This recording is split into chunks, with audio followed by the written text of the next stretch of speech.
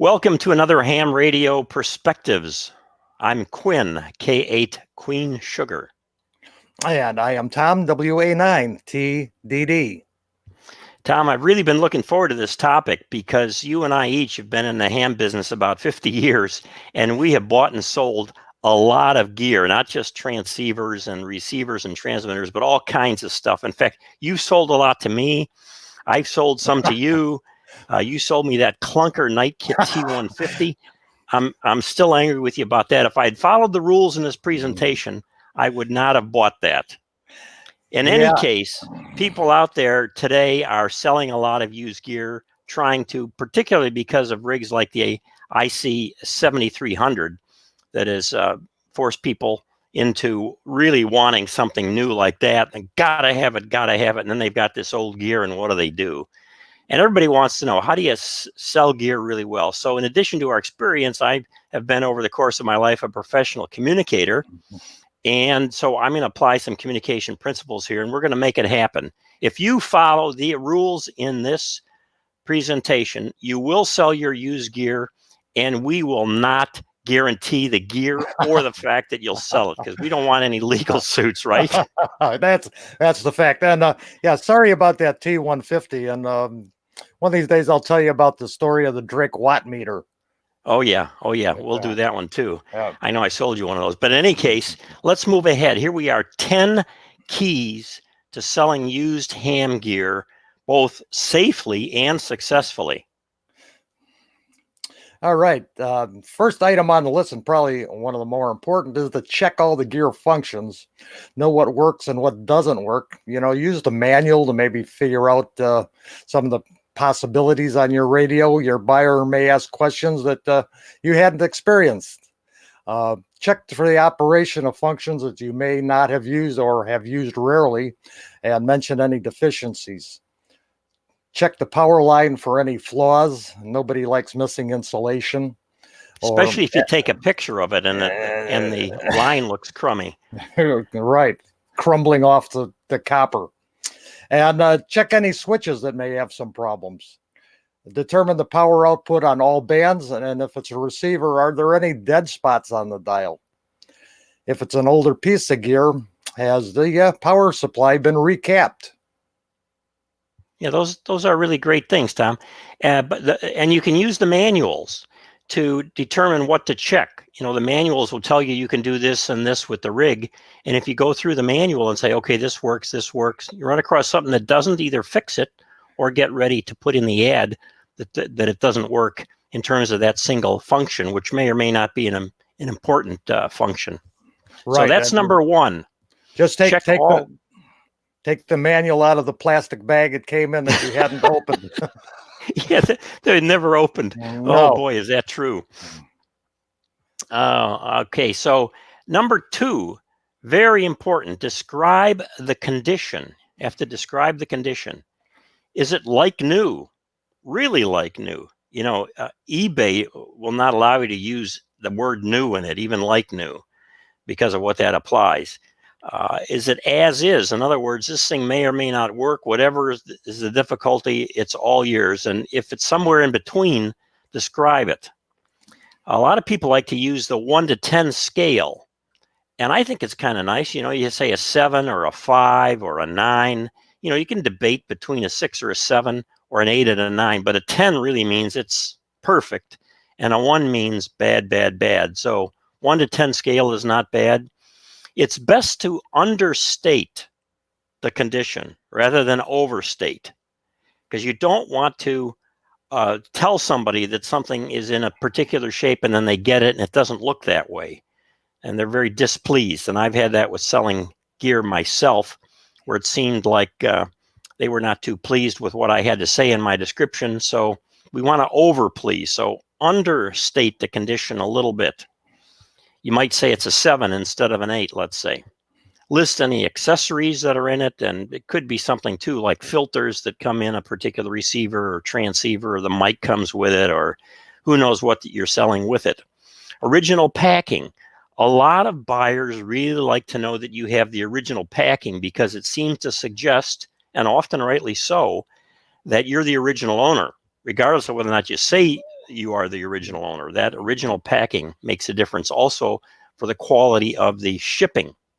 The serial number. I've seen this many times on ads for rigs online, and then people will respond because there's nothing in the ad about what the serial number was, maybe with some gear that was manufactured over a 10-year period or a 15-year period, and the serial number is the key there. So take a photo too. We'll talk about that with the serial number. The exact model and features. Exact model. Is it a TS520? Is it a 520 SE? Is it a 520S? Blah, blah, blah, blah, blah. What exactly is the exact model? Because that model also indicates what the features are most likely to be. And you can also provide a link if it's an online ad to the specs for the rig. For most rigs, you can find online a page that lists the original specs for the rig. So you can link to that and put more info through that link than what you could do just in the ad. You don't want to weight it down with too many of the specs. Smell is important. A lot of people have given up smoking and they don't want to buy rigs that smell like smoke or that have been stored in a place where there's a lot of mildew and it's just not nice. So they want to know about that. So always say something about the smell. And tell the gear's real story. Here's a great secret about selling anything, including if you look at advertising on TV or whatever. Tell the story of the product. What's the product story? And for ham radio gear, it's partly the history of the gear and also how well the gear functions. So here is a real ad that I pulled off a QRZ with the owner's permission. It's for an Alpha amp, and he tells the story marvelously. We got 2 slides here. The first one, he says, I am offering for sale an Alpha 87A, which I purchased in an estate sale back in January 2018. Since then, I've used it sparingly.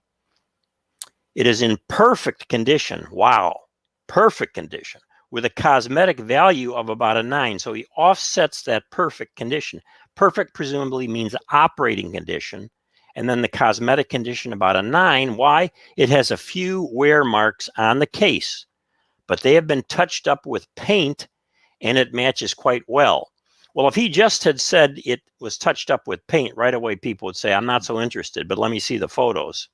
But then he says it matches quite well. Okay. It puts out 1,500 watts with 45 watts drive, and then he's got a pick there for it too. Here's the rest of the ad. He's telling a story, remember. History of this amp. The finals were replaced in 2006 by Alpha. I have an invoice. And the KS1001 pin diode was replaced in 2014 by Dave Bird Enterprises, LLC. And of course, he's the big Alpha expert on repairing and upgrading. He says he has the invoice for that. I'm about ready to buy this thing, Tom, and I don't even need it. Also installed is the auxiliary fan and Alpha Max. I have the original manual and includes all repair data I am aware of. Also included is the original shipping box. It's fantastic. This amp is heavy. Local pickup, or I will travel up to 100 miles from Defiance, Ohio, or halfway to your QTH. Reason for selling. People always want to know, what is the reason for selling? I have 2 amps, which is 1 too many. Price, $22.50. This is Larry, W8LO. By the way, I sent him an email and congratulated him on this ad because it's so well written. Really, really. So it tells the story. It answers the questions that we put forth here in the presentation. And it is a terrific ad. Now you ask, can some of that be baloney, made up, lies, fake news about the rig? Of course. But there's enough documentation in this to support it. And even with the idea that he's got 2 amps, we could go to his QRZ page and see if he's got a photo of his shack with another amp there too. But it looks very legitimate, and there are hardly many more questions you want to ask about it. All righty. And clarifying the terms of sale, you've got your buyer or a potential buyer, and you've negotiated, and now you come to your terms as the seller. And what are your conditions for the terms? Is the buyer found it is not as you described? Is the piece of gear inoperable, or has the buyer just had buyer's remorse? Who pays for the return shipping? Does the buyer pay for it, or will you be gracious enough to pay for the return shipping? Payment methods, and this is more personal than maybe practical, but a postal money order is the safest. A regular bank money order is okay, and a personal check if you either know or trust the buyer. I am not 100% confident in PayPal and their fairness of resolving disputes, so I'll leave that as an open possibility. Shipping. You've sold it.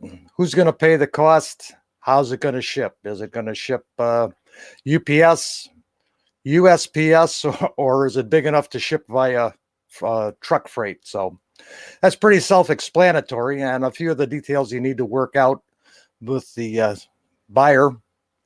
And good luck.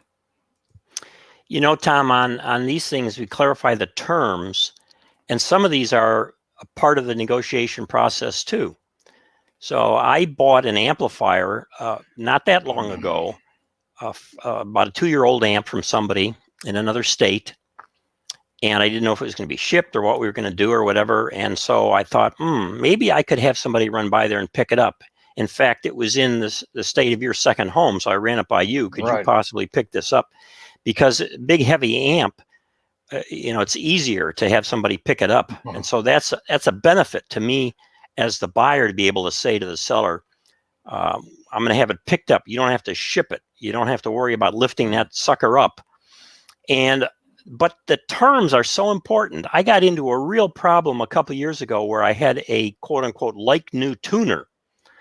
I mean, really like new tuner, a big tuner for lots of power. And I sold this thing to somebody in California. The person got it and then sent me an email to say that it was damaged on one corner by shipping. And I thought, that's strange. It's the original carton. It had never been shipped except originally to me. And they know how to ship these things and the kind of packing to put in them from the original manufacturer. So I was a little bit stunned. And so in that area in California, I had a friend, actually a former college student of mine who lived nearby. And I said, would you go over and take a look at this thing? So he went over and took some photos for me. And in fact, the carton looked absolutely perfect, but the amp was dinged on one corner. So I figured right then that this guy had taken it out of the package and dropped it on a corner. And now he was telling to tell me it was damaged in shipping. I said, well, okay, I'll give you a refund. I'm just being a nice guy about it. I figured wasn't the postal? No, UPS. I figured UPS would pick it up for damage. So my friend went over, actually took the thing to a local UPS, had him take a look at it. And they said, no, we don't consider the manufacturer's original shipping carton adequate for our insurance. So what did I do? I had the thing shipped in that carton back to the manufacturer, put a new cover on it for that top corner, and then I resold it fine. But I should have had something out there about what if it's damaged in shipping, even with the insurance on. I don't know. Maybe I'm being too careful about this stuff, but that's what I was thinking about it anyway. Okay. And take excellent photos of your gear. Actually, a cell phone takes pretty good pictures as far as close-ups, even far away shots. It's a handy device to have. You could easily download it or upload it and take a picture of the exterior, all the sides, the top, and circle or highlight any major scrapes or dents, like an amp or a tuner. If and check the interior, take a picture of the interior if it's relevant. If it's an older amp or tuner where you can easily pop the covers on it, and take a picture of the insides, make sure there's no rust, any corrosion might be evident. The close-ups of the front and the rear, and that's where everybody does their work, usually at the front. Make sure it looks good. Take a good clear picture of the back. Check the serial number. There's somewhere on the rig there's going to be a serial number. Photograph it. turn it on if it's relevant. If the dial lights turn on and all the buttons light up and everything looks good, let your buyer know it. And take the power output on a watt meter. Take a picture of it and show that the rig is really functioning. Tom, one of the things I've done is to take equipment that's in really good shape and put it on either a towel, that's kind of an earth tone, or put it on a sheet or something and take photos that way. So there's not a lot of other busyness. And it seems that my close-ups of that are better than if I try to do it in my shack up on one of the desks. That's a fact. Good clean background, no distractions, better pictures. Yep. Well, let's look at determining the asking price. You need to do this, really. The alternative is to do something like or best offer. You throw something out there and just see what kind of offers you can get. Sometimes people will say this is the asking price, or they'll say this is a firm price. Even when I've put firm down for things that I knew was really a good price, I've still had some people come at me and immediately offer me something less. That's just part of the nature of the game, I guess. But you can research recent sale prices on QRZ.com and QTH.com. Now, with respect to QRZ, the owner of QRZ has been really good lately about enforcing a deal about not taking down old ads, and I know some people are unhappy about that. But on QTH, you can take down older ads, and I've taken many of mine down. And so it's a little bit harder to get a price out there unless it's a popular piece of gear with a lot of recent postings. You can also go to forums or groups, like we talked about a Kenwood TS520 and had one on the photo at the beginning of this presentation. There are Kenwood forums. You can go in there and look in there too, because often sales are there and you can see what they're selling for. Or you can post a note and say, hey, what would this be going for now in a 7 scale out of 10? There is a thing called the endowment effect. Now, this again is the academic in me, studying communication, psychology, and all. The endowment effect is this. Whenever we own something, let's call it a Kenwood TS520, we think it's worth more than what someone who does not own that piece of equipment thinks it's worth. This is absolutely proven in the psychological literature.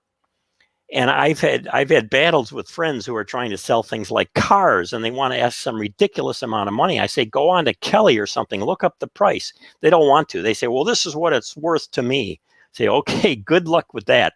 That's the endowment effect. You can avoid the fear of being taken advantage of by knowing the real value up front. As I know, this is one of the great fears. We set a price range in our own minds with all of this. What's the lowest we would take? What's the maximum we think we could get? We've done all of our research.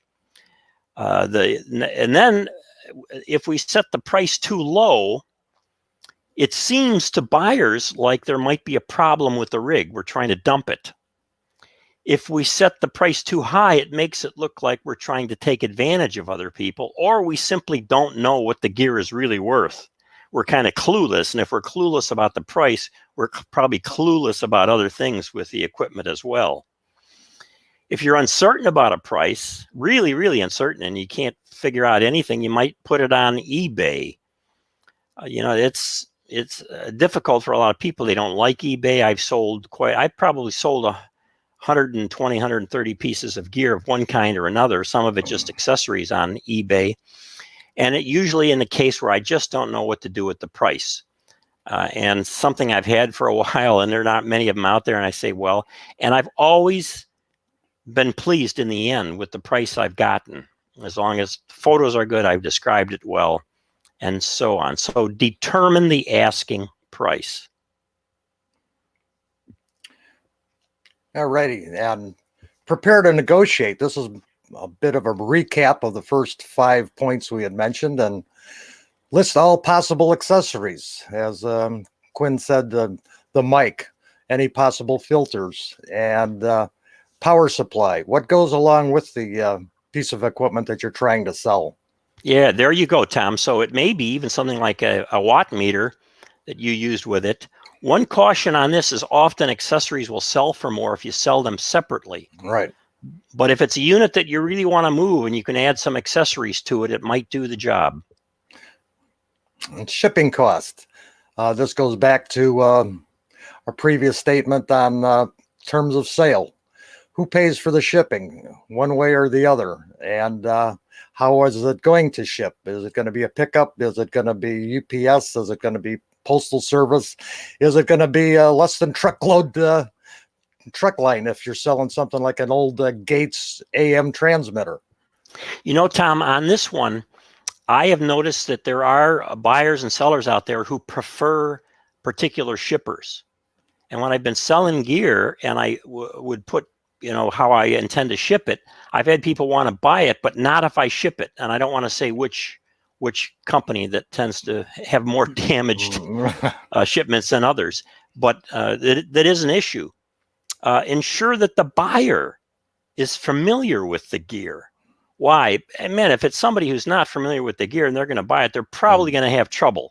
They're not going to know how to operate this or that. They may not have anybody local they can work with. So from my view, it's better to ensure that the person is familiar with the gear and know what they're getting. And you can use that in negotiation if necessary, that point. Shipping insurance can be negotiated, double packing or even triple packing. I have both UPS and FedEx accounts. And one of the things I've done when I'm buying something from someone to negotiate with them is say, well, I don't really have good shipping material. You can't pick it up. I say, all right, what am I? Here's what I'll do. This is my deal for you, Tom. All you have to do is go to the local FedEx store and here's my account number. Ask them to double box it, package it up at my cost, and ship it on my account. It's amazing what a difference that makes with a lot of folks who don't want to have to go through all of that. Speed shipping. Go ahead, Tom. And I'd say it also leaves you of some of the liability if the shipper actually packed it. And one thing I would have mentioned on the packing is, in addition to double boxing with good peanuts or foam, don't use crumpled up newspaper. By the time it gets to the destination, it's going to be so compressed that it affords no packing insulation at all. Absolutely. Yeah. Speed shipping, of course, is it overnight or 2-day or whatever. Local pickup an option? Even when I sell on eBay, I will always say local pickup is an option because some people prefer that and they want to meet you and see the rig in operation. Regional meeting to transfer car to car. In the ad we looked at before by WALO, he did a great job in talking about that. He'd travel 100 miles or halfway distance to meet car to car. So these are all kinds of things you can think about besides just the usual one related to price when it comes to negotiation. All right, consider where to sell. Where to sell. Now, there are two big categories here, right? One is selling it online, and the other is selling it in person in some way. Hamfests, swap meet, those terms, by the way, are used one or the other in different parts of the country. It's kind of interesting. So selling it, at a Hamfest you're going to or a swap meet or otherwise locally is better for heavier gear. And also references are easier to share with somebody local. Do you know so-and-so? I do, yeah. And of course, cash sale. One of the things I've learned about buying stuff at Hamfest or swap meet is you pull out the cash, boom, boom, boom, boom, and hold that right in front of the buyer. And, we'll do another video later on buying, but boy, does that make a difference when you do that and you slowly count it right in front of that buyer whose chops are salivating like Pavlov's dogs. 10% discount for cash. Yeah, right. Discount for cash. Local club meeting or on-air swap. There are a lot of places where they have like a 2-meter network at night that you can get on there and tell what you're selling. And also, of course, with local stuff can be tested either at the buyer's location or your own. So that's another advantage there. We don't often talk about trade-ins anymore, Tom. I get on the air a lot and talk to different people about what they're buying and selling. I'm always interested in that. But people don't talk much about trade-ins. When you and I were in the hobby in the 60s and I think on into the mid 70s, trade-ins were really big with companies, and you'd even trade in a piece of used gear for another piece of used gear. There's not so much of that anymore. Main Trading down in Texas does trade-ins. R&L does trade-ins. Gigaparts does trade-ins. HRO has a consignment thing where they will help sell used gear for you. At any rate, there are probably others out there too. I can't mention them all. We're going to not be able to do that. But trade-in is an option to keep in mind. And if you've got a rig that you bought a while back, let's say that the parts are not going to be made for, it's not going to be manufactured anymore, and you want to get rid of that thing pretty quickly, you might consider a trade-in for a brief window in there where you can get a better price. And then, of course, the websites, the two major ones are QRZ.com and QTH.com. They have slightly different ways you do it and so forth, and read through those. You can relist there as needed. If it doesn't, sell in a week or two, whatever you're thinking about, you can relist it, maybe change the ad a little bit, but keep it going. Both of those sites are good as well because they have info about scammers, which we'll talk more about in a minute. And then you can also consider selling in these areas where they have the brand discussion groups, like a Kenwood group on I/O or the old Yahoo groups and the like. Where are these people who are fans of that kind of gear? And you can post in there and sell it there. I've had a lot of success with that, with Drake gear, with Elecraft gear, and some other brands as well. Avoid scammers and resellers. This is pretty much self-explanatory, but I'll go through each of the points because they're very important. And number one is that resellers respond quickly to an ad with lowball offers. Refuse returns if you're concerned about part stealers.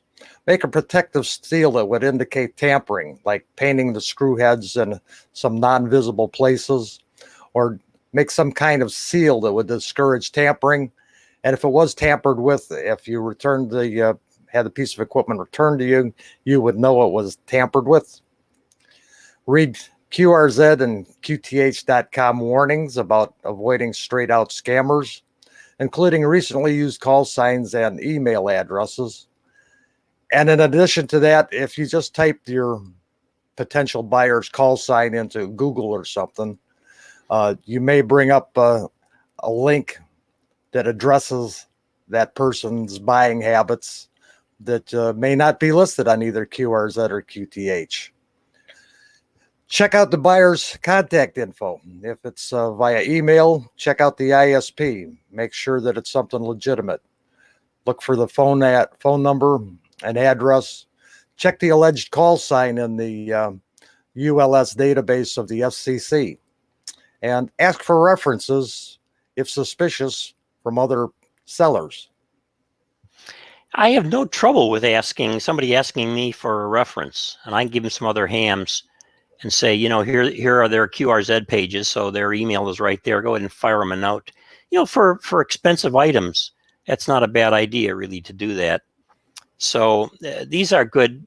Particularly look at the QRZ and QTH locations online with the latest scammers that are out there operating under different call signs and the like. I don't know how widespread this stuff is. Now, one word on the resellers is that anytime I post anything for sale, almost every time, I will immediately get some really low ball offers.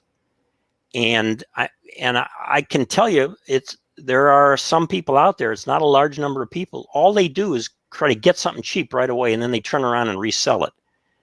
And generally, you can find out that these people are doing that by searching for their call sign on the ham databases and see all the things they've been selling lately. Contacting other sellers. Well, I've had success with this, and I've never told anybody else about it until now, because I don't know how widespread I want to make this, but hey, we've blown it now, Tom. Here we go. Yeah, there you go. So because I have bought and sold a lot of gear over the years, I've learned that it helps to be in contact with other people who have just sold something that I'm also selling. I can ask them, what did you sell it for? And did you have any other buyers backed up that you could give me their email addresses and I could contact them? In other words, if I'm selling something and I sell it to somebody, but I've got these other people who also wanted it, I've got their email addresses because they wanted it too. And I would be willing to share that with some other seller. And I have done that and continue to do it. So this is a very helpful way to do this. And if you look at what else has been sold recently on QRZ and QTH.com, and it says sold, you know it's gone, you can contact that person. You can also check the price at the same time. Now we get into the fun, Tom. Right. Location, location, location. Do not place your gear on the same table with the junk. Nothing's more distracting than looking at a Collins S-line on the same table with your junk box. And I had that, Tom. I had it recently even during COVID, at a trunk swap I was at. Somebody had the Collins S-line out there, and right next to it on a big table, they had all kinds of terrible, moldy junk. And I thought to myself, what are they saying about the likely quality of that S-line, which was also not showing the interior either. Easy to open up, but it was not propped open, which I thought was a bit strange. So it's important. If you're going to sell some quality gear, don't put it out there with a bunch of junk. And place the original shipping box under the gear. We've mentioned that previously. And you see that in the photo there too. You're right. And just to show that you have it, for those that insist on having the original packaging, and also to raise the gear closer to eye level. It's like in a grocery store. They always put the high ticket items in the middle shelves at eye level and the bargain stuff down on the bottom. So you don't even notice it. But yeah, having it visible and at eye level is very important. And use a printed sign with the price, accessories, and put on it your call, your location, and your email address. And partly to give to a buyer too. If somebody buys it, you can say, here, if you have any trouble, contact me.